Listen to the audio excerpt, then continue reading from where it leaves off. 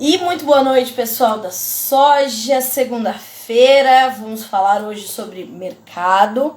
Semana passada a gente fez uma live também nesse horário para falar sobre início da safra, né? A perspectiva agronômica das plantas, de clima, técnicas, aquilo tudo que a gente precisava saber, né, para começar bem a nossa nova temporada, né? A temporada 2021-22 está prestes a começar, senhoras e senhores. E a gente fez uma live, então tô aqui mandando o convite desta live para algumas pessoas, não é? Enquanto estamos nós aqui conversando, vamos mandar esse convite, porque já tem convidado especial nesta live.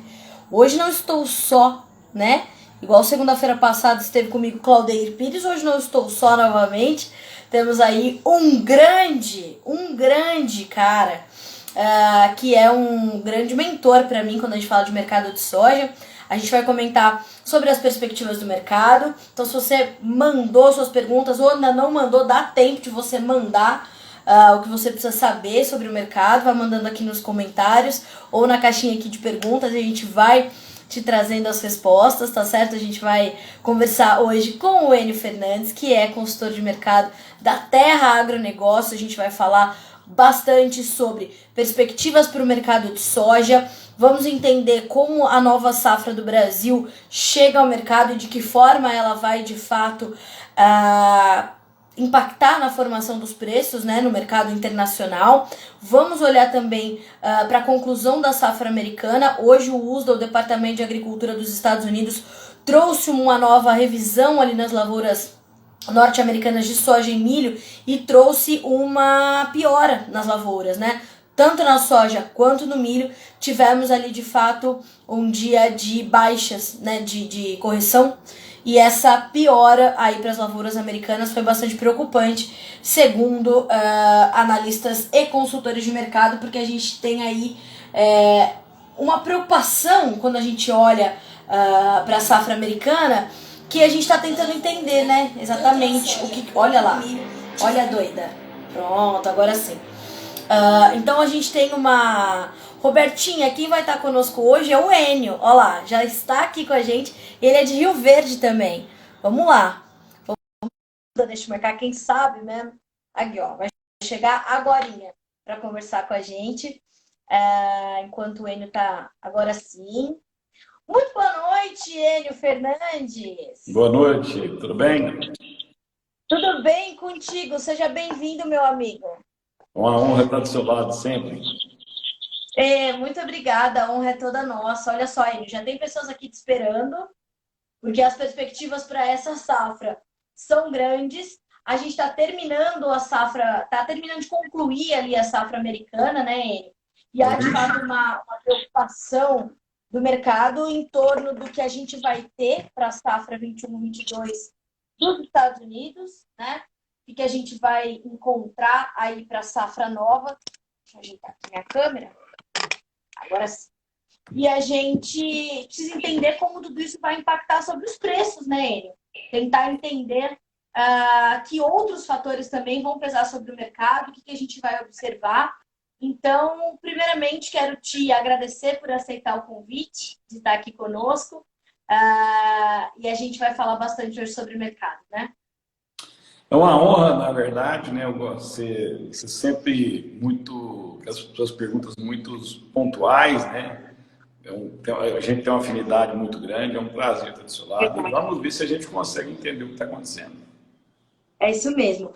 Enio, para começar, eu queria entender um pouquinho de ti, como é que você está imaginando essa conclusão da safra 21-22 dos Estados Unidos? Porque a gente tem aí, tivemos no último dia 12 os números do USDA, na sexta-feira passada a gente recebeu os números do ProFarmer, que vieram bem diferentes do USDA, trouxeram uma safra de milho bem maior, uma safra de soja maior também para os Estados Unidos, e o mercado se assustou um pouco com esses números. Só que agora a gente viu hoje o USDA trazer uma nova piora nas condições americanas aí das lavouras de soja e de milho. Na sua análise, na sua experiência, Enio, como é que você está vendo a conclusão dessa safra?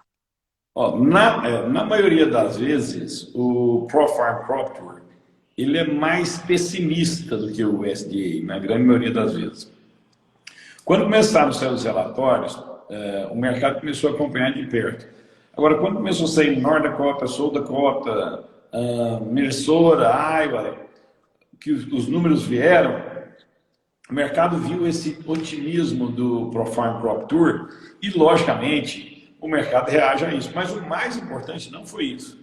O mais importante foi uma leitura, não vou falar equivocada, mas uma leitura do relatório, a ata do Federal Reserve, que é o Banco Central Americano, sinalizando que esse corte na taxa de juros dos Estados Unidos, que está de 0 a 0,25, poderia voltar a subir, mas principalmente nem isso, que o governo americano compra todo mês 120 bilhões de dólares em ativos nas bolsas americanas. Então ele injeta 120 bilhões de dólares.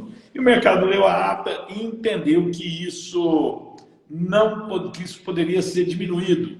E aí começou a assustar o mercado. Porque se eles vão diminuir, lá na frente eles vão cortar o juro. O mercado é o ser mais covarde do mundo. O dinheiro é o ser mais covarde do mundo. Quando o dinheiro viu a ameaça, ele saiu. Saiu de petróleo, saiu de commodities agrícolas, saiu dos equities, as bolsas do mundo inteiro derreteram, até que uma das pessoas que foi uma das primeiras, o Banco Central Americano, ele tem vários presidentes em várias regiões. E tem um presidente geral. Um desses presidentes, que foi o primeiro a pedir para parar essa compra de ativos nos Estados Unidos, ele veio a público e falou, não, agora já não é a hora, a gente tem que ver como que essa variante Delta vai se comportar, o emprego ainda não recuperou do jeito que precisava recuperar. Então, foi um movimento, na minha visão, mais financeiro do que fundamentalista. Amanhã nós vamos assistir nessa madrugada nós vamos assistir o que Chicago vai reagir. Sou autista para amanhã, até porque nós perdemos 70 cents, né? 71 cents no contrato de novembro, isso é muito. Então o mercado deve dar uma reposicionada. E nós, enquanto as colheitadeiras não entrarem no campo nos Estados Unidos, essa dúvida vai persistir. Agora, no fim do dia, Carol, no fim do dia, se é 120 milhões de toneladas ou 118, os estoques de passagem de caminho vão ser muito frágeis. Eles não dão a segurança para os preços cederem muito. Isso só pode acontecer depois que a América do Sul entregar uma robusta safra. Aí você tem uma safra normal nos Estados Unidos, uma safra muito robusta no Brasil, e aí já vai em linha do que o Federal Reserve falou, perto de 2023 eu posso subir essa taxa de juros. E aí a gente tem um problema para resolver. Nós podemos ter uma acomodação nas cotações final de 22 para 23. Inclusive, Enio, a gente tem uma pergunta aqui, e isso foi hoje pauta em alguns noticiários, de que, de fato, algumas consultorias projetando um novo ciclo de baixa para as commodities. Você acha que isso poderia acontecer se, de fato, a gente vê ser mantido a situação da política monetária como está nos Estados Unidos, ou não? Isso poderia, inclusive, trazer um efeito contrário? Vamos lá. A gente tem que filtrar o que a gente escuta. Algumas consultorias, 6 meses atrás, 7 meses atrás, você vai lembrar, elas falavam no super ciclo de commodities. Agora, vem e fala, nós vamos entrar numa queda muito forte. Tudo pode acontecer no mercado. Quem sou eu para determinar se vai subir ou vai cair? Né? A gente não tem essa capacidade de prever isso, mas dá para a gente entender algumas coisas. Primeiro, se o mundo realmente crescer 5% ao ano, o mundo cresce 5% ao ano, os combustíveis crescem 5% ao ano. E aí, cara, se cresce a demanda por combustíveis, cresce a demanda por biocombustível. E aí eu já volto no ponto que também balançou o mercado semana passada, esse boato da Agência Ambiental Americana falando que ela poderia recomendar, a agência não falou nada, mas pessoas ligadas à agência, nós podemos recomendar um menor mandato para 2021 do uso de biocombustível. Só que ninguém falou também que essa mesma pessoa falou, nós temos um menor mandato em 2021, podemos recomendar isso, mas nós podemos recomendar um maior em 2022, porque o mundo vai voltar a crescer em 2022. Então ninguém comentou isso. Então, se cresce o mundo 5% ao ano, é difícil você... Se o mundo cresce 5%, a China cresce 7%, os Estados Unidos crescem 6%, e aí China crescendo 7%, Estados Unidos crescendo 6, eles sugam o crescimento, eles puxam, a locomotiva puxa o crescimento do mundo. Minha amiga, aí é difícil Chicago ceder muito. Mas eu quero deixar um parênteses. Chicago a 10 dólares, 11 dólares, 12 dólares são bons preços, né? Baixo, hoje nós temos uma resistência muito forte perto de 12,50. É difícil o contrato em novembro quebrar 12,50, porque eu ainda não tenho a certeza da safra da América do Sul. Agora, quando eu chegar em março, eu já tenho a certeza da safra da América do Sul, eu já vou estar discutindo o que o produtor americano vai plantar ou não, e principalmente uma coisa que é muito de macroeconomia, que é o câmbio. Lembra que as coligações partidárias precisam ser finalizadas em março. Quem vai sair candidato com quem? Então eu vou estar na colheita e os políticos, os partidos políticos vão estar discutindo com quem unir, quem vai com quem, quem vai ser o vice de Lula, quem vai ser o vice de Bolsonaro, quem é o vice de uma possível terceira via. A tensão política vai estar muito alta. E aí eu posso ter dólar numa posição mais robusta que hoje. Pode ser uma excelente oportunidade de venda. Então tem muita coisa para acontecer. Agora, se tudo der certo, a gente encontrar um caminho de crescimento, a nossa taxa de juros subir, o dólar ceder e uma boa safra, aí é lógico que os preços vão ceder, porque o dólar cede e a grande safra brasileira entra no mercado acalmando os mercados. Enio, quando a gente fala dessa entrada da safra brasileira, a gente está falando de uma safra brasileira na perspectiva da terra agronegócios, de quanto, diante de um clima adequado, esse aumento de área que está previsto, um possível aumento de produtividade, a gente está falando de uma perspectiva de quanto? Boa pergunta sua, e eu queria explicar antes de responder. Primeiro ponto é o seguinte, na visão da terra agronegócio, nós estamos subestimando a safra brasileira de soja. Olha só, tá. Então, se você pegar os últimos anos, o que a gente projetou de safra, o que nós exportamos e o nosso crush, Carla, a conta não fecha. Tanto que a Conab faz 2 anos que ela não publica o balance sheet da soja. Ela publica safra, publica exportação, mas estoques, ela não faz aquele balanço, faz muito tempo. Então, na visão nossa, nós estamos subestimando. De novo, eu posso estar errado.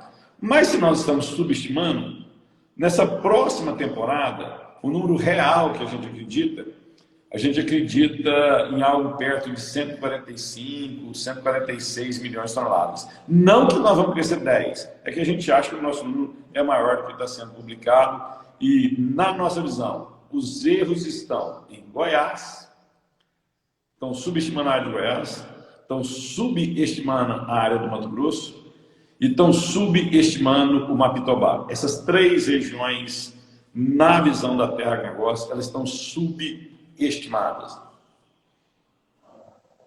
E por quê, Enio? O que você imagina que esteja acontecendo para que as projeções estejam de fato subestimadas? Qual que é a tua análise para chegar a essa conclusão? Nós temos tecnologias muito robustas hoje, né? Você tem imagens, satélite e tal. Só que a qualidade da interpretação dessas imagens está melhorando. Você pode olhar que os números do USDA e da Conab são extremamente próximos, muito, muito próximos. E tem hora que a Conab sai na frente, lança primeiro, depois o USDA lança primeiro também. Então não tem esse casamento como é que eu te falo? Só um momentinho, cara. Deixa eu só consertar aqui que a minha bateria está indo do computador. Então, essa tecnologia que está sendo lançada, eu acho que nós estamos começando a entender melhor. Segundo ponto é o seguinte também, que nós temos que olhar. A coleta de dados no Brasil, nós somos um país pobre de dados. Nós não temos a riqueza de dados que os americanos têm, e isso nos prejudica bastante. Um momentinho. Salvo pelo gongo. Então, assim, isso nos prejudica bastante. Então, nós estamos aprendendo a levantar esse número. No caso de outras culturas, milho, a gente não teve essa visão tão clara. Por quê? Nós tivemos essa visão tão clara porque a demanda, o percentual de exportação do milho dentro da safra nossa é menor. Na soja é nítido. Se você esmagou e você está exportando, cara, não fecha a conta que você anda errado nos dados. Mas temos a vantagem. A Conab está revendo isso em um determinado ponto. Ela está tentando buscar esses equívocos. Algumas instituições público-privadas também estão fazendo isso. Então, eu acho que daqui a uns dias nós vamos ter surpresas quando divulgar a era plantada de Goiás, Maquitobá e Mato Grosso. Enio, apesar dos números, né, a gente sabe que vai ser, dessa divergência dos números, a gente está esperando uma safra muito robusta, né?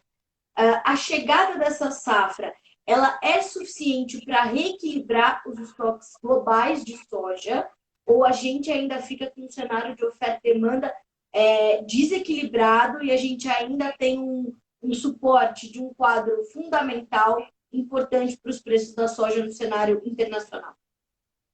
Carla, o mercado financeiro ele sempre reage à expectativa ao invés do fato. Ele sempre reage à expectativa.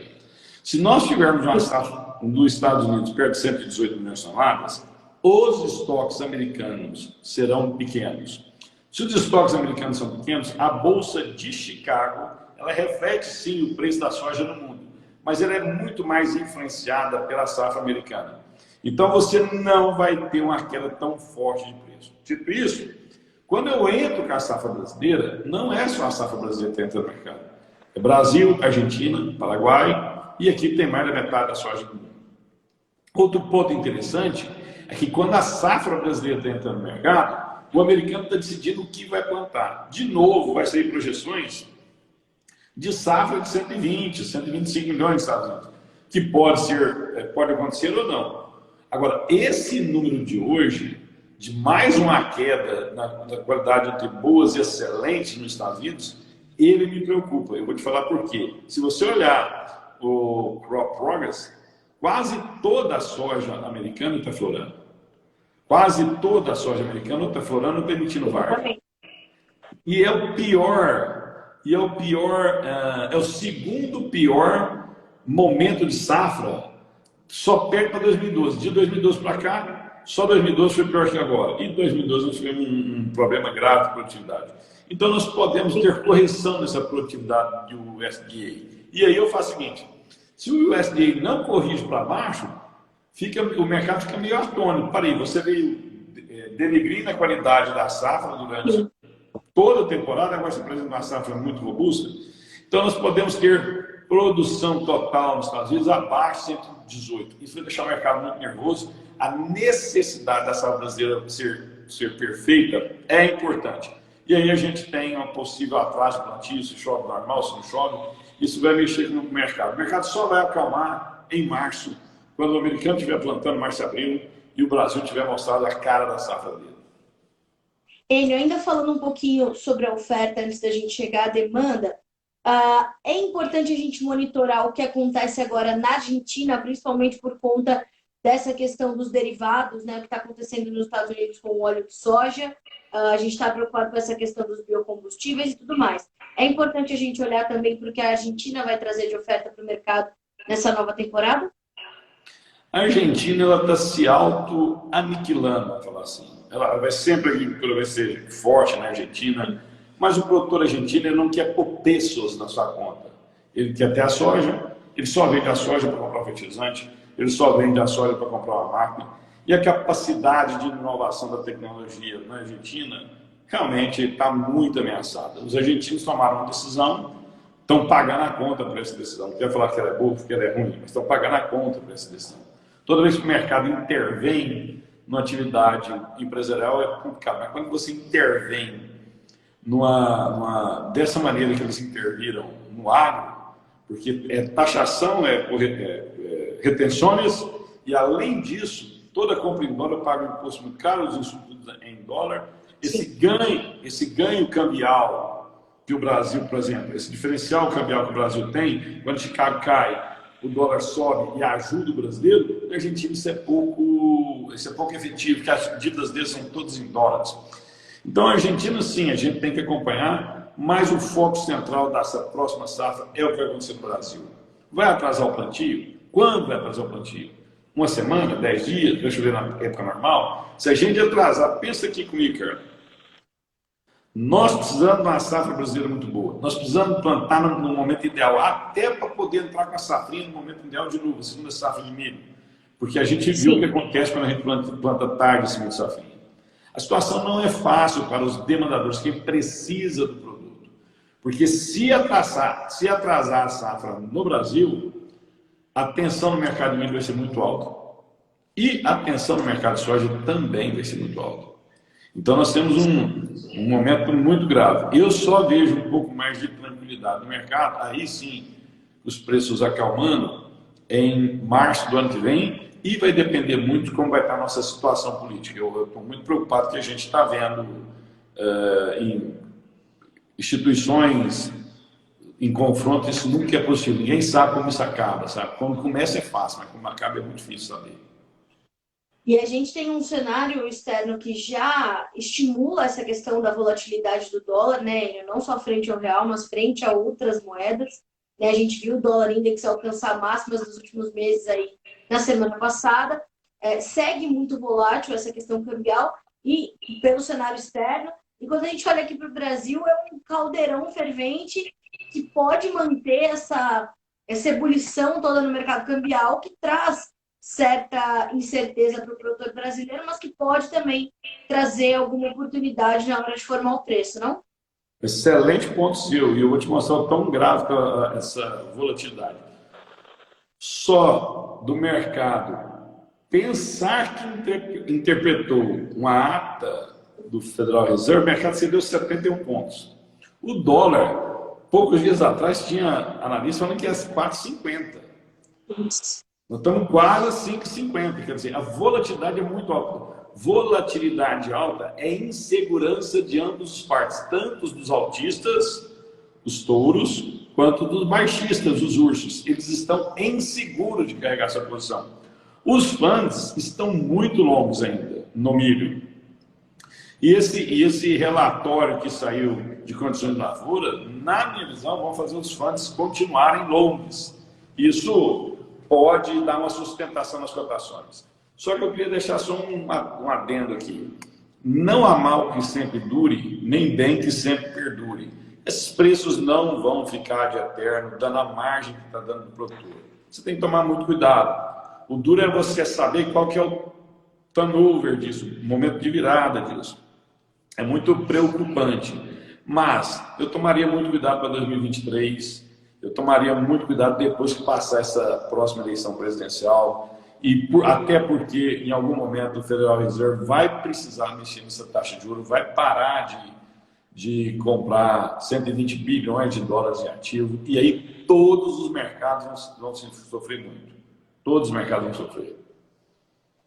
Enio, e o que a gente vê nesse momento, para a safra 21-22, a gente pode estender também a conversa para 2022-23, é que a gente tem uma comercialização um pouco mais lenta do que em anos anteriores para o Brasil, né? Isso te chama a atenção porque nós temos custos de produção mais elevados, mas preços que a gente dá um start na safra 21-22 com médias de preços para produtores de todas as regiões do Brasil muito mais altas do que as médias do ano passado, não?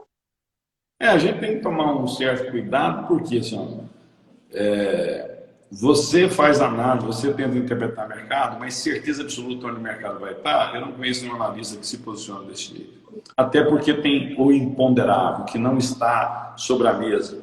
Um exemplo do imponderável é talvez a agência americana mudar a regulamentação de biocombustíveis. Vou te dar outro imponderável.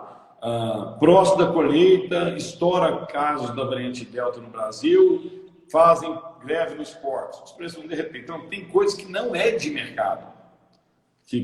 O World Trade Center, o ataque em 2001, destruiu os mercados. Quem previa aquilo? Quem previa? Então, são exemplos bem clássicos do que pode acontecer que está fora da visão da análise. Dito isso, se você não tem certeza de onde vai os preços, você tem certeza do seu custo. Margens muito altas, 60%, 70%, 80%, é saudável você colocar no bolso. E aí você vê algumas pessoas falando, não venda, não venda, não venda. Tudo bem, eu não estou falando para vender tudo, nem isso que eu estou falando. Mas o patrimônio é seu. A data, quando vencer a conta, você tem que pagar a conta. Você está tendo uma operação que está te dando uma... Se você comprou os insumos bem cedo esse ano, a margem é muito boa. Margem boa, lucro você põe no bolso. E o produtor está contaminado porque ele vendeu a 80, vendeu a 90, vendeu a 100. Mas o custo dele era 60, 50. Exatamente.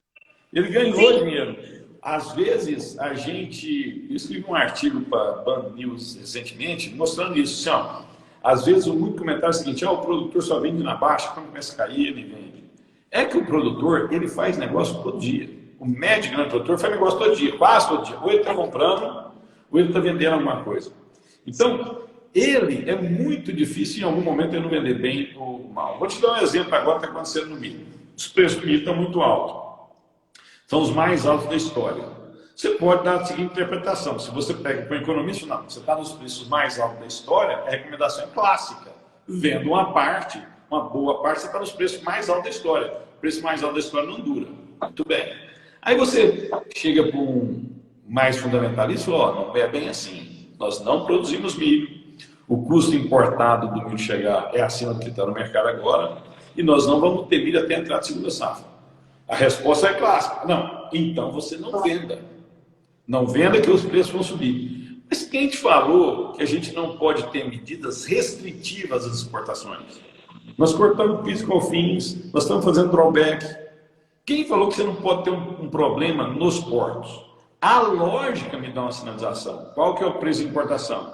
Qual que é o custo até chegar no porto? Daqui para trás, qual que é o custo para chegar no interior? Esse é o preço teto do milho.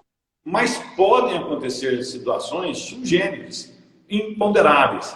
Então, é muito difícil você acertar sempre o máximo da comercialização.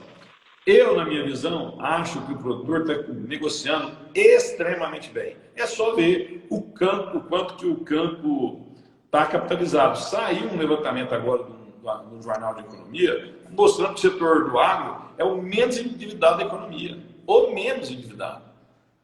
Isso não é à toa, é que eles estão sendo probos na sua gestão, eles estão sendo assertivos na sua comercialização. Podem não ser os melhores traders do mundo, mas estão fazendo excelentes resultados. Você tem visto o produtor brasileiro cada vez mais se capacitar financeiramente, ele buscar educação financeira para participar de forma mais consciente do mercado? Mais ou menos. O que eu estou vendo? Eu tenho alguns produtores que estão extremamente capitalizados, eu estou vendo, eles estão robustos, estão crescendo, mas crescendo com solidez. Isso é uma parte do mercado. Nós temos uma outra parte do mercado que, infelizmente, ela está muito otimista. Você está vendo os preços de arrendamento chegando a níveis que são insuportáveis. Quando os preços cederem, muita gente vai ter dificuldade de pagar arrendamento. Você está vendo os preços de máquinas agrícolas subirem a patamares nunca vistos. Até um presidente das maiores companhias de máquinas do mundo pedindo para o seu cliente não comprar. Quando o cenário é desse grau de otimismo, mostra o que está acontecendo. Outra coisa clássica que eu não consigo entender, vamos pegar um cloreto de potássio. É o preço mais alto de cloreto da história, tanto em dólar quanto em real. Se você precisa plantar agora, tudo bem, você tem que comprar o cloreto. Mas tem produtores que estão comprando cloreto de potássio para semear a soja de 2022. Essa soja de 2022, ela só vai usar esse cloreto em setembro, outubro. O que te leva a fazer isso? A relação de troca é boa. Então beleza, mas então você vendeu a soja? Não, não vendi a soja. Não, aí não, né, ele? Aí não. Então, assim, você tem o universo agro é muito grande. Você tem pessoas extremamente capitalizadas, você tem pessoas arrojadas, agora vocês têm pessoas que estão tomando um grau de risco que você tem que tomar um certo cuidado. Claro. É interessante observar essa movimentação do produtor para 22, 23, que já começou tem um tempo, não foi agora não, né, ele? Essa movimentação do produtor para 22, 23, ela já começou lá no início de 2021, quando a gente já tinha relações de troca ainda melhores, porque os preços dos fertilizantes dispararam esse ano. Acho que é o que mais puxou o custo de produção da soja, né, Enio? Me corrija se eu estiver equivocada, mas no levantamento que nós fizemos no Notícias Agrícolas, estado a estado, as principais federações estaduais apontavam o fertilizante como o maior, a locomotiva da alta dos custos de produção para a soja. E eu vejo que muitos produtores adquiriram já esses fertilizantes para a safra 22-23, diante de uma relação de troca bastante favorável, não é isso? Se ele fez essa relação de troca favorável, tudo bem. Se ele vendeu a soja, né, Yuri? Se ele se protegeu, tudo bem. Se ele não se protegeu, ele tem que torcer muito para a soja manter os atuais patamares até 2023. Enio, a gente falou hoje de uma nova queda na soja. Uma nova queda, não. A soja foi amenizando as suas altas, terminou abaixo dos 13. Os $13 por bushel é um número meio místico agora para a soja, é um patamar importante que não pode perder, o mercado não pode se distanciar muito dele. Nós temos suportes e resistências aí. O 13 até está fácil dessa soja voltar, eu acho que amanhã isso pode acontecer, né? Agora, o número que vai dar mais segurança ao mercado, aos produtores americanos, é se essa soja vier a 13,50. Aí você dá uma acalmada muito boa no mercado. 13,50 o produtor americano vai parar de vender, porque ele vai primeiro ver o que vai sair do campo dele e tal. Essa diminuição da qualidade das lavouras nos Estados Unidos, ela precisa ser percebida pelo campo americano. Se você fala para quem está em Ohio, Tennessee, a safra é muito boa. O lado leste dos Estados Unidos, a safra é muito boa. Sim. O lado oeste dos Estados Unidos, a safra já não é tão boa. Mas quando o produtor começar, dentro de 3 semanas, Carol, 3 a 2 semanas e meia, vai soltar suas máquinas no campo. Quando começarem a sair as primeiras produtividades, ele vai ter noção de como é o tamanho da sua safra. E aí nós vamos ver como é que esses preços vão se comportar. Números na safra americana ao redor de 13 são muito positivos para eles. E vou te explicar por quê. Porque nós vamos estar colhendo a safra dos Estados Unidos e o Brasil vai estar semeando a sua safra. Quer dizer, é muita notícia de oferta concentrada em 60 dias. Isso pesa em Chicago. Então, qualquer número perto de 13 durante a colheita é muito bom, acima de 13 antes da colheita é muito bom. E se o produtor americano se ele tiver segurança da sua safra, cotações de 13, 13,50, 13,70 vão estimular ele a vender, porque as margens são muito boas.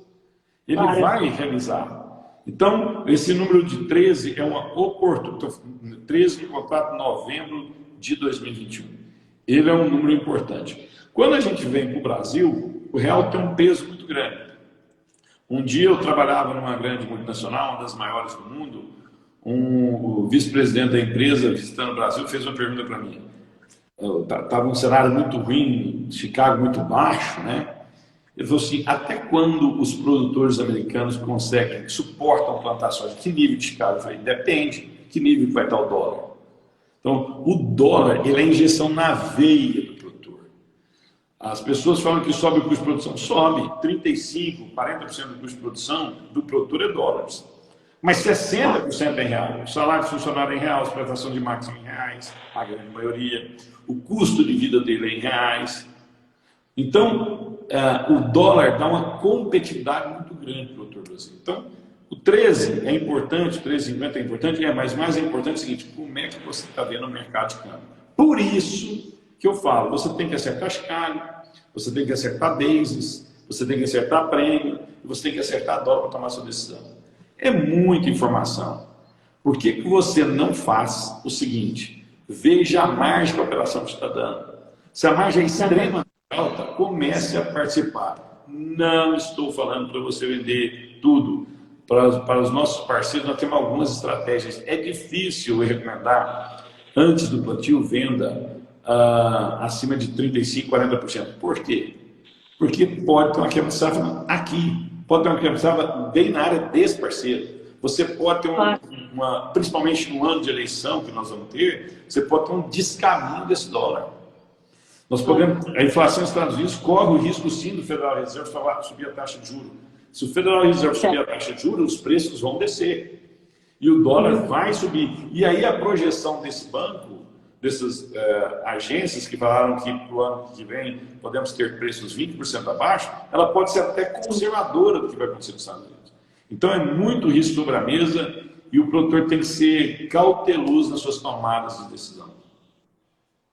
Enio, quando a gente olha para esse momento, né, a gente entende como é que a oferta está se comportando, principalmente porque a oferta é diferente de produção, né, Enio? Produção é aquilo que está ali no campo, oferta é aquilo que o produtor vai trazendo ao mercado, ao passo em que a demanda vai exigindo dele e ao passo em que ele vai também adotando ali as suas estratégias de comercialização.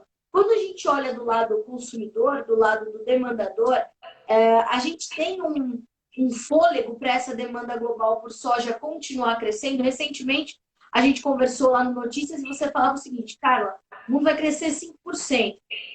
A demanda vai crescer e vai acompanhar. A demanda por alimentos vai acompanhar. A demanda por soja não é diferente. A gente tem realmente esse espaço para a demanda continuar crescendo e ser ali um fiel da balança importante para o preço? Vamos lá. A demanda, ela é fixa, ela é real, ela é palpável. E ela é mais fácil de você analisar. Por quê? Da onde está vindo esse crescimento do mundo? Basicamente da China e basicamente dos Estados Unidos. Quando a China cresce, ela tem uma força motora muito forte em toda a Ásia. Toda a Ásia cresce junto. É a região do mundo que as rendas per capita são mais baixas. Aonde você tem renda per capita mais baixa, quando cresce a renda, cresce a demanda por alimento. Se crescer a renda per capita do alemão, do suíço, ele não vai comer nem uma grama de cereal, de carne a mais. Isso é impossível. Ele vai ter outros prazeres. Agora, quando a Ásia cresce a renda, quando cresce a economia chinesa e puxa a Ásia, o que crescer lá traduz em mais alimento. É notório isso. Então, quando eu olho o crescimento do mundo, que é a China e os Estados Unidos, eu vejo sim uma demanda por soja robusta. E outra coisa, a produção ela é fictícia. Nós estamos na boca da colheita dos Estados Unidos, nós não sabemos se vai colher 118, 119, 120, 122. Eu acredito que nós vamos ter 145 milhões de toneladas de soja, mas peraí, cara, sem plantar, o clima nem começou, o clima pode mudar. Então, o demandador de soja, quem precisa de soja, milho, porque precisa ter alimento para acalmar sua população, governos não ficam no poder quando o custo de alimentos explode. Sim. Quando a economia destrói isso, os governos caem. Então, quem está no poder precisa garantir a oferta. Então, ele demanda antes da produção, ele tenta puxar isso antes da produção. Para quê? Para ter estabilidade interna, estabilidade de fornecimento. Claro, ele não quer acertar um dia a melhor compra de soja e milho em Chicago. Ele tem que comprar sempre, semanalmente, diariamente, para ele conseguir o fluxo contínuo de abastecimento. Então a demanda ela é real e a produção ela é projetada, e se ela é projetada, ela pode não ocorrer. Então eu acredito sim nessa oferta e demanda. Tanto é que os números estão aonde estão, $13 por bushel na boca da colheita dos Estados Unidos. Não, nas últimas 3 semanas foi impressionante o movimento chinês, né, Enio?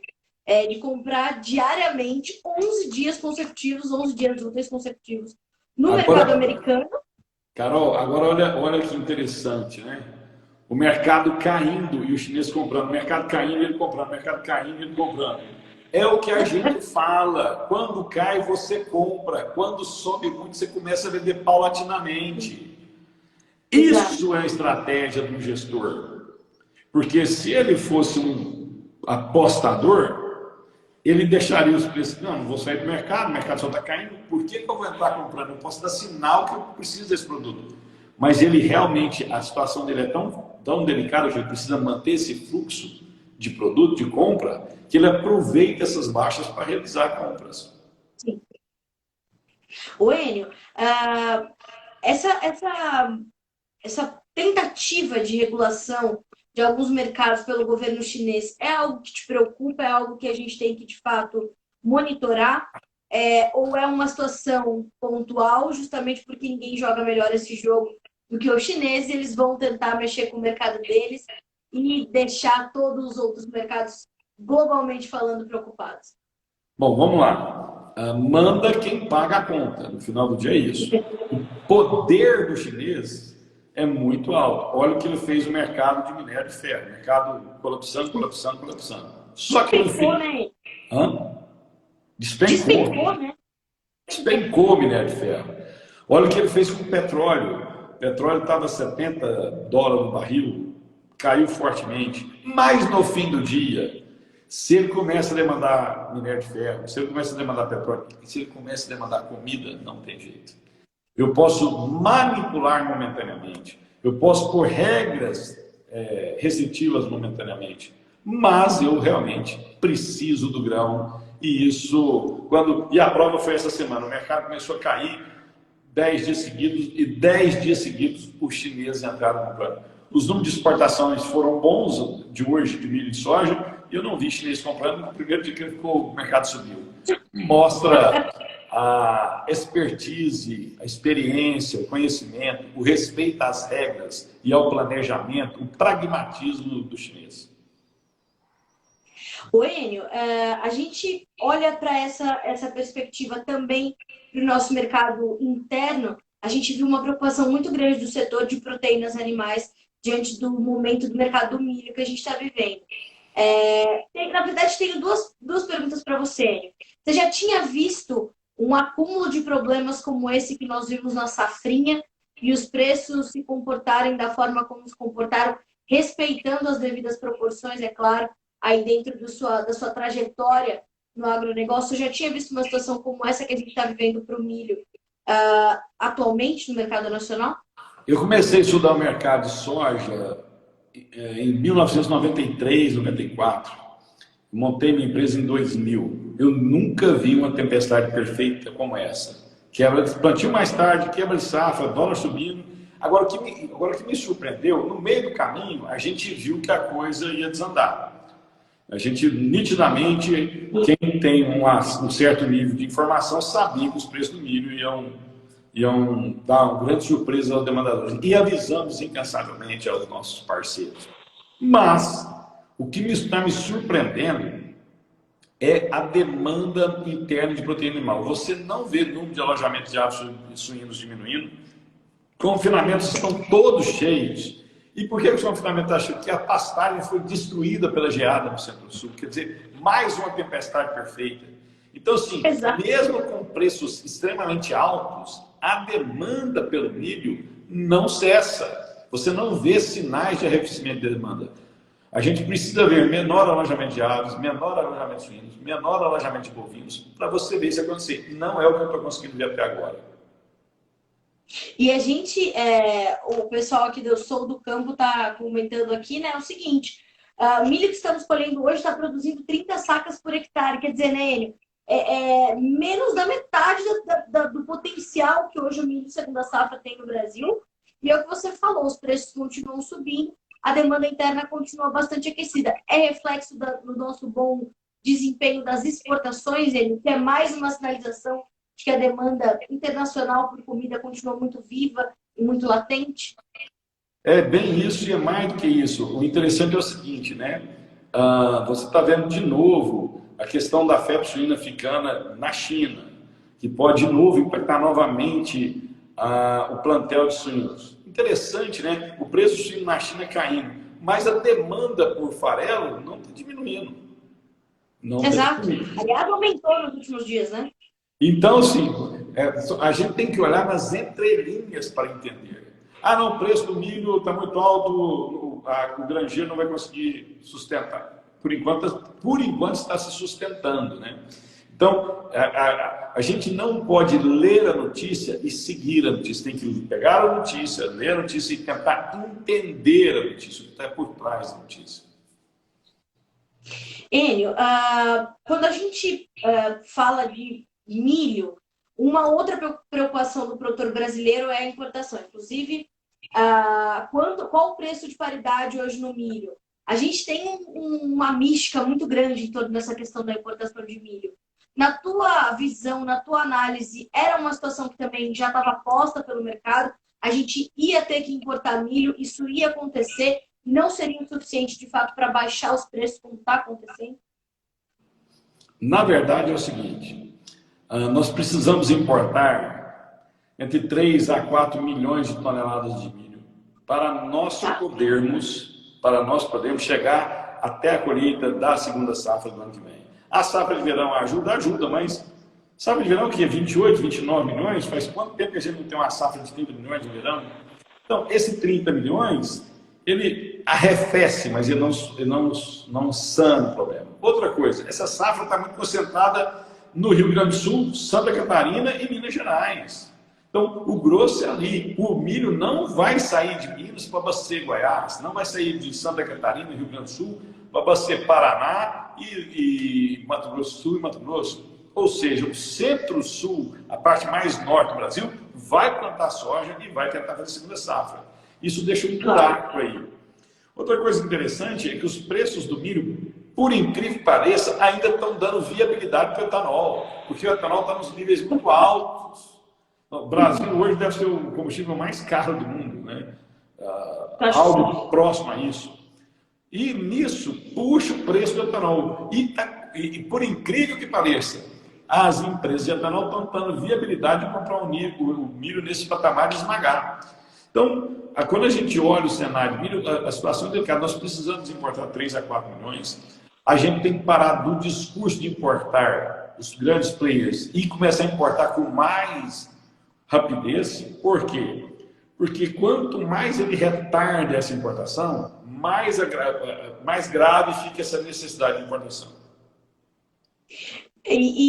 Acho que assim, né, Enio, os elos da cadeia de comercialização precisam desmistificar essa situação, né?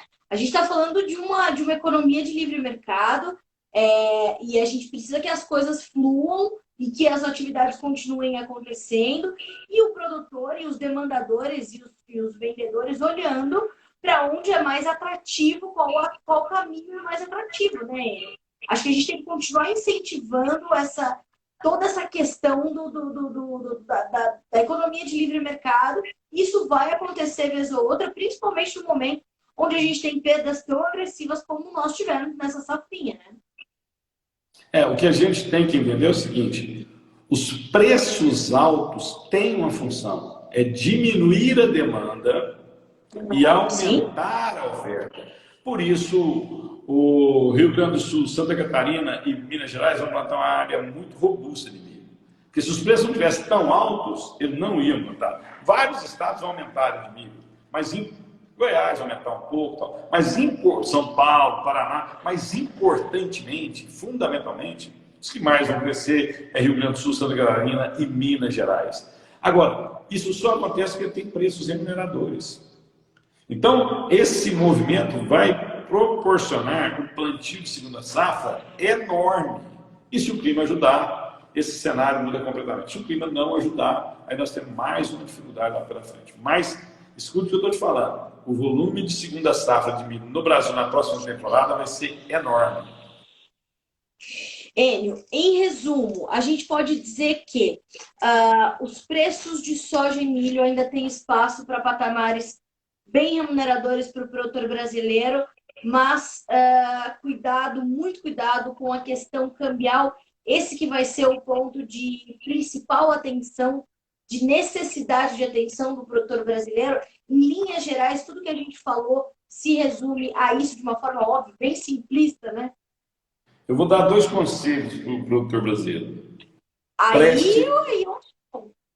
Preste extrema atenção nos comunicados do Federal Reserve. O Federal Reserve é o Banco Central do mundo. O que ele faz com a política interna de taxa de juros nos Estados Unidos, os outros países têm que se adaptar àquela realidade. Quando nós assistimos à diminuição da compra de ativos mensais do Federal Reserve nas bolsas americanas, nos equities americanos, e quando nós assistimos às taxas de juros subirem nos Estados Unidos, ou sinalizarem que vão subir, os mercados vão sofrer. Os mercados estão extremamente líquidos. A quantidade de dinheiro que nós colocamos no mercado é coisa inacreditável, mais de 27 trilhões de dólares, num PIB de 84, 85 trilhões de dólares. Então é muita liquidez. Quando o Federal Reserve começar a sinalizar que vai enxugar essa liquidez, os grandes players vão vender ativos e vão correr para dólar e vão correr para juro americano. Eles vão fazer isso. Então, muito cuidado. Enio, quando isso vai acontecer? Infelizmente, eu não sei. Se eu soubesse essa data exata, mas eu tomaria muito cuidado após maio de 22 em diante, muito cuidado. Não que eu não estou tomando cuidado agora. Eu acompanho o Federal Reserve diariamente, mas de maio de 22 em diante, luz amarela, calma, veja o que nós estamos fazendo, trabalhar muito protegido, nós podemos ter correção de contas. Bom, eu acho que dessa forma a gente consegue inclusive responder o Newton. A soja sobe mais nas próximas semanas, o milho sobe mais nas próximas semanas. A gente consegue ter essa projeção, essa tendência sinalizada pelo mercado, ou justamente por conta desses fatores que você acabou de descrever, é difícil a gente cravar uma tendência para mercados de soja e milho nesse momento? Depende de onde o Newton está. Se ele estiver no sudoeste goiano, se ele estiver no Paraná, se ele estiver no Santa Catarina, se ele estiver no Rio Grande do Sul, sim, os prêmios internos estão forçando essa soja a subir um pouco mais. Vou te dar um exemplo. Hoje, o que se paga no interior de Goiás é o mesmo preço que se paga no Porto. Quer dizer, mostrando que a demanda por farelo e óleo de soja estão sustentando essas cotações. As indústrias também compraram a soja num patamar mais alto de preço e elas precisam vender farelo e óleo em melhores preços para pagar sua remuneração. E segundo, a gente não está vendo entração de demanda. Então, acredito que sim, nós temos mais um potencial de alta nessa soja velha. No caso do milho, muito cuidado com a paridade, custo de paridade de importação. E para você também não querer vender o milho, no momento todo mundo vai querer vender. Vou te dar um exemplo. É comum, chove mais cedo, caso venha chover mais cedo, você vai ver alguns players segurando o milho. Quando chega em dezembro, ele quer vender o milho para limpar os armazéns para receber a soja. O problema é que o Mato Grosso faz isso, Goiás faz isso, Santa Catarina faz isso, Rio Grande do Sul faz isso. Quer dizer, todo mundo toma a mesma estratégia no mesmo momento. Isso é delicado. A chance de você errar é muito grande. Depois, lá na frente, os preços reagem. Eu tomaria muito cuidado com dezembro e os meses de março e fevereiro vão ser muito delicados para quem está no centro-sul do Brasil. Menos delicado para quem está no Rio Grande do Sul, porque o Rio Grande do Sul começa a plantar agora, logo a gente vai ter safra chegando de milho no Rio Grande do Sul. Oi, a tendência é de que a gente, de fato, veja um descolamento do mercado interno se intensificar para esse restante de soja 2021 e ver, de fato, a demanda interna e a exportação disputarem esse restante de volume e a demanda interna continuar pagando melhor que a exportação? Eu estou animado com a exportação de soja, né? A USDA projetou até um recuo de exportação de soja no Brasil esse ano, mas eu estou animado. Acho que nós vamos ter números muito interessantes de exportação de soja. E aí, de novo, se a gente exportar 86, 87 e esmagar 50, o nosso estoque no final do ano é muito, muito pequeno. E também, minha amiga Carla, nós temos que pensar quando vai ser o começo desse plantio da soja. Por quê? Quanto mais atrasar o plantio da soja, mais atrasar a regulamentação das chuvas, mais vai demorar essa soja sair do campo e abastecer o mercado em 2022. O exemplo foi nítido este ano. O Brasil não teve soja para alimentar os mercados em janeiro. O que aconteceu? Verdade. Os chineses foram nos Estados Unidos, compraram soja lá e os preços continuaram a subir no momento que não era de comprar nos Estados Unidos, porque a gente não tinha grão. Então, assim, o cenário é de certa segurança para o produtor. Ele só não pode esperar ad eterno e ele tem que ficar atento aos sinais. Já vemos vários sinais. Quando vai começar a plantar, comportamento do dólar, os comentários do Federal Reserve, porque você não pode assistir uma palestra, ou uma live, ou participar de uma reunião e sair com a certeza plena daquilo. Aqui a gente faz análise, tenta entender para onde o mercado está indo, e a gente dá sinalizadores. Que se esses sinalizadores são rompidos, você tem uma tendência. Se os sinalizadores não são rompidos, você tem outra tendência. Então você pega a informação para você seguir esses sinalizadores. Não é para ter certeza absoluta do que vai acontecer. Sem contar que o Brasil é gigantesco, né, Enio? E uma situação para o Goiás, outra situação se dá para São Paulo, outra situação se dá para Mapitobá, e assim a gente tem uma colcha de retalhos quando a gente olha para a formação de preços no Brasil. Enio, eu queria te fazer uma pergunta. Quando a gente pensa em insumos, e essa até foi uma pergunta que a Robertinha mandou, queria também trazer um pouquinho da tua experiência. Te preocupa a chegada de insumos no Brasil, os estoques, a oferta, principalmente de fertilizantes e de defensivos? Você, né, na tua experiência, aí, te soa algum alarme quando a gente fala de insumos chegando para a soja 21-22 do Brasil? Sim, eu acho que nós vamos ter um atraso na entrega desses insumos. Eu não acredito em desabastecimento, sinceridade. As margens para os produtores de insumos estão bem robustas, principalmente potássio, né? Acho que tem alguns insumos que até vão retroagir de preço, porque a área plantada de algumas culturas que são muito específicas em alguns produtos vão sofrer.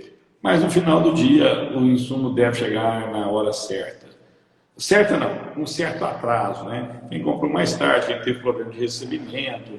A gente está agora que você está terminando a segunda safra do Brasil, Mato Grosso parou de colher, Goiás está terminando, São Paulo, Paraná e Mato Grosso do Sul chegando a 50%, você tem a demanda de caminhões da safra é menor. E aí eles vão para o fluxo de porto interior, isso melhora bastante o fluxo. O problema é quando os insumos chegarem no porto, tem o desembaraço e vinho. Acredito que no final do dia todo mundo vai receber seu insumo na hora de plantar, um pouco atrasado, mas se nós vamos ter o mês de setembro e com o mês de outubro muito tenso, nós vamos ter. Eu tomaria cuidado com o clima, né? Esse é um ano que você não pode perder de safra. Você não pode semear e não nascer, porque o custo do replantio é extremamente alto. Pode canibalizar muito a sua margem. Pelo amor de Deus, né, atenção ao escalonamento do plantio, para não ficar com toda a sua lavoura no mesmo estágio ao mesmo tempo. Técnicas de manejo para mitigar os efeitos do clima. Escolher variedades ali adequadas para a sua região, de ciclos diferentes, né? Tudo aquilo que você puder fazer para mitigar os efeitos dos riscos climáticos, que é um fator que você não pode controlar, tem que ser feito, né? Cara, excelente esse comentário. Eu quero fazer um adendo aqui. Tem muitos produtores que estão plantando 24 horas por dia, né? Prepararam a equipe para plantar 24 horas. Tem 3 equipes. Na ânsia de plantar o mais rápido possível, na ânsia de poder fazer a segunda safra e tirar a sua soja o mais cedo possível do campo. Quanto menos tempo a soja está no campo, menor seu risco. Você está correto nisso. Só que você tem que combinar com São Pedro, né? Que nem diz o Garrincha, você tem que combinar com os russos, né?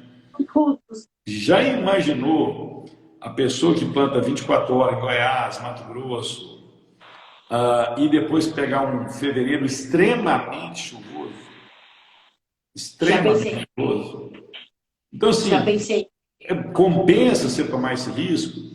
Isso deve ser pensado. O que eu fiz no ano de 2020, que foi uma estratégia para tentar recuperar o tempo perdido, será que vale para 2021?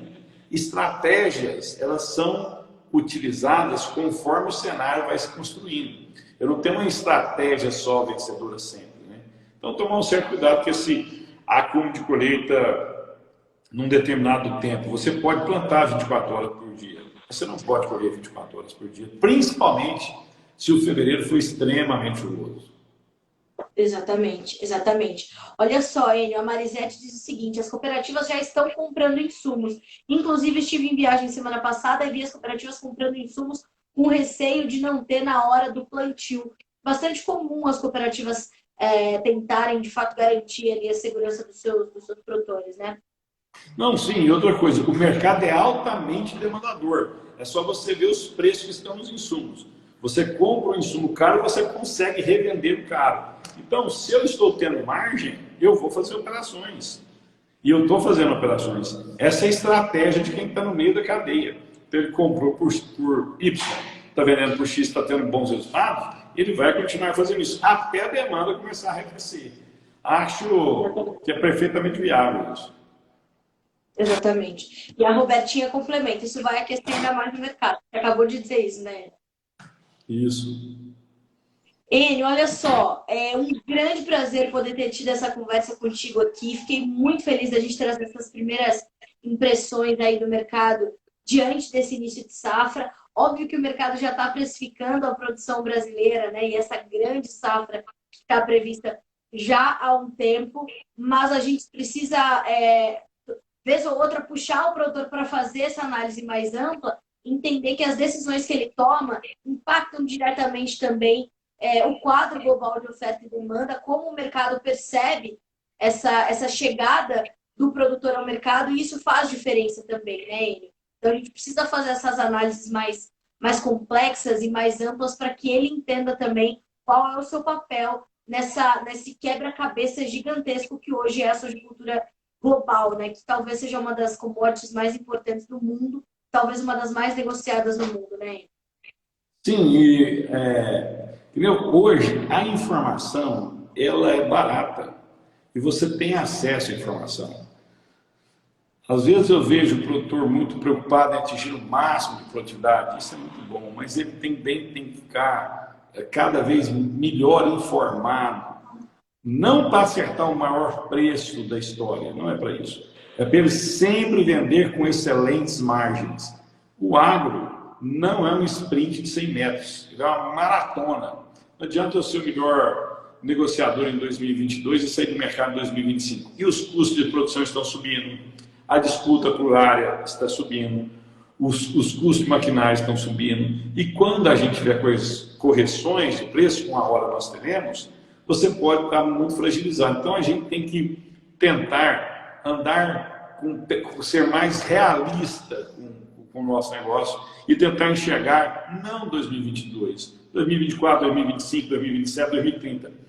O futuro do agronegócio é extremamente promissor para o bom gestor. Seja um bom gestor, venda com lucro, que você sempre vai estar nesse negócio.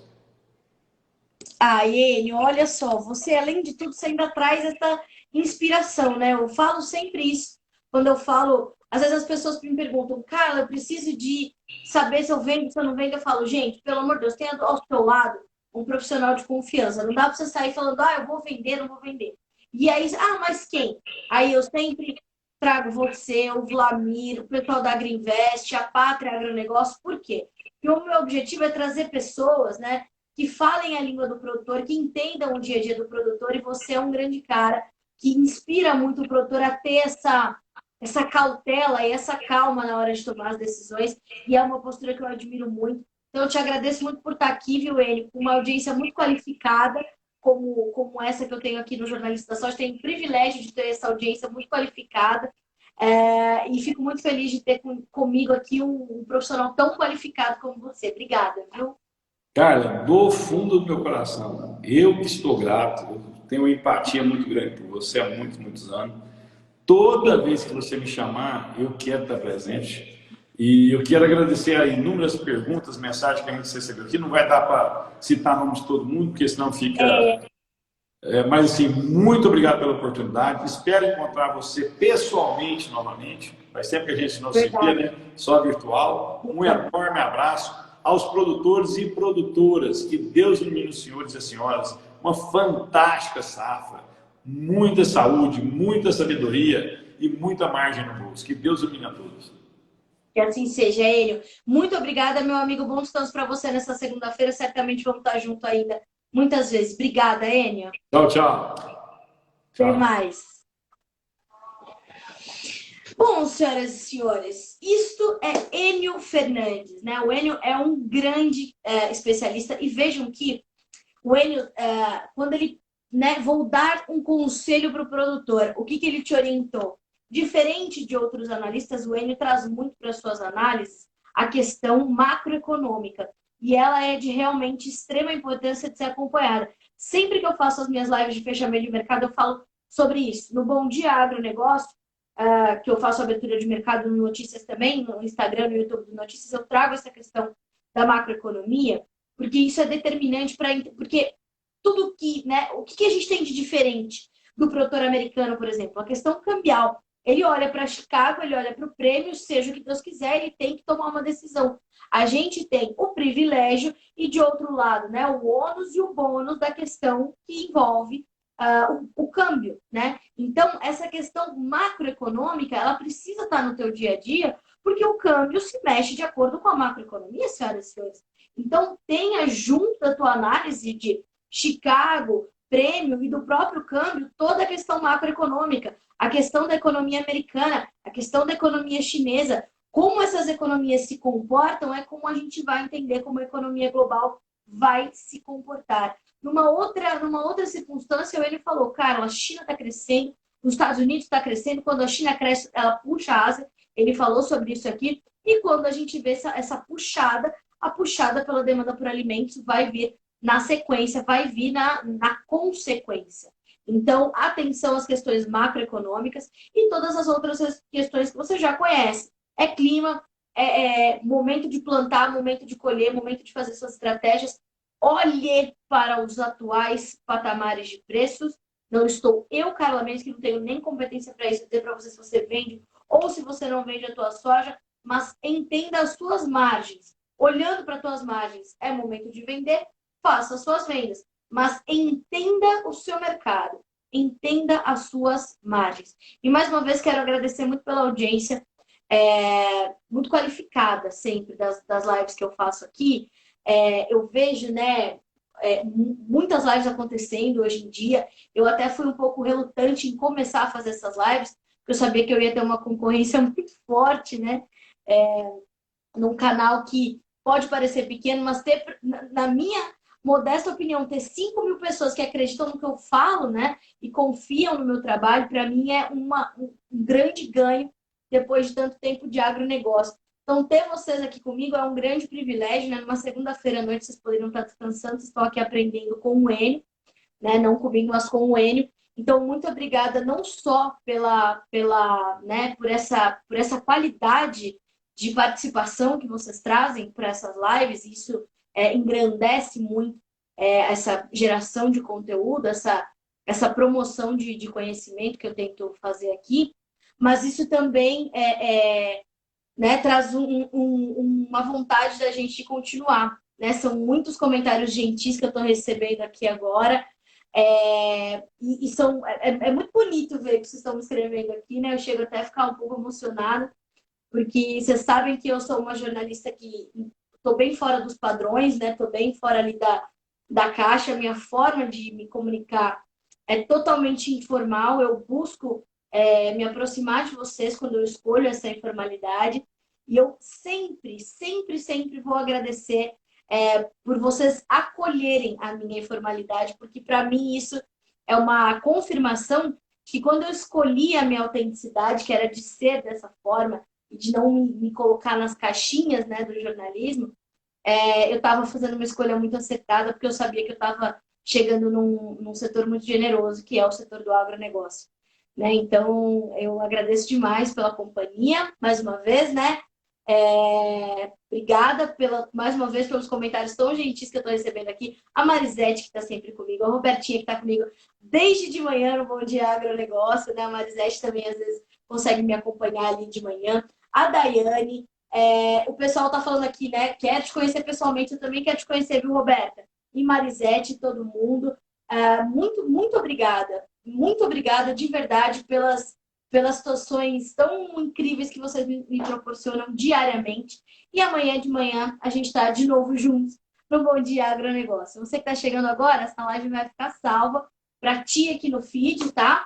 E você pode depois recuperar esse conteúdo. E amanhã ela vai virar notícia lá no Notícias Agrícolas, aí tudo detalhado. Vou fazer um textão com essas informações preciosas do Enio Fernandes. Vou deixar a live junto lá, se você não conseguiu assistir por aqui, ela vai estar amanhã também disponível lá no site noticiasagricolas.com.br, onde é a minha casa, né? E aí A gente tem informação ali garantida para você começar, ó, uma safra daquelas. Eu tô aqui, ó, de dedos cruzados, já falei isso de manhã, e tô realmente muito confiante que a gente vai ter uma super safra.